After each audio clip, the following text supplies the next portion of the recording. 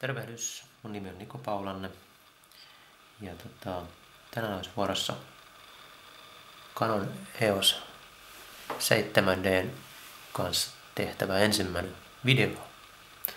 Ja tää EOS 7D on tällä hetkellä tosiaan kiinni tuossa jalustassa ja otetaan vähän kuvaa sellaisesta asiasta, että jotta videokuva saadaan tarkaksi, eli fokus kohdalleen, niin toi takana oleva LCD on hiukan hankala käyttää ja sen takia mä tilasin, ennen kuin edes tätä kameraa oli mulla itsellä, niin tilasin netistä, eBaystä tällaisen viewfinderin.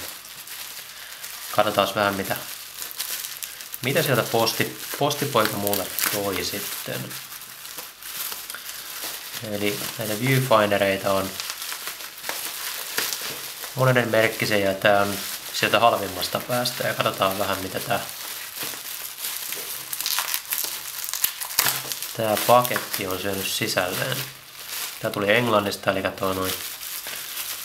ei mene minkään tullin kautta, vaan tulee suoraan kotiin ja täällähän tällainen.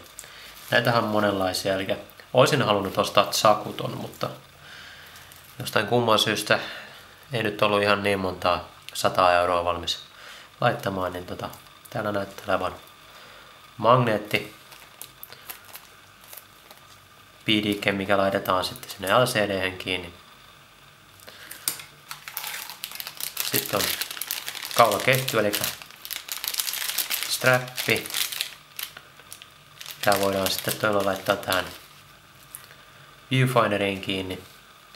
Ja silloin sitten tää jää roikkumaan sitten kaulalle, kun se otetaan pois. Esimerkiksi jos halutaan katsoa kameran oman viewfinderin läpi ja otetaan esimerkiksi valokuvia eikä videokuvaa.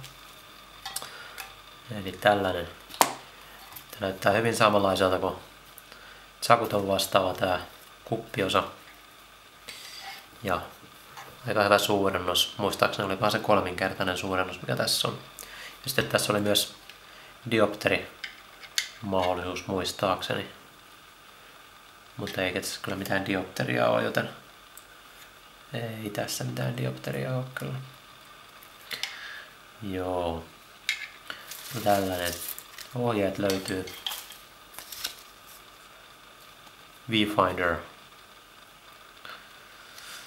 Markki 2 näköjään kanssa käy. Idea on siis, tossa näkyy vähän sitä ideaa, eli tuosta omasta LCD:stä on tosi vaikea katsoa.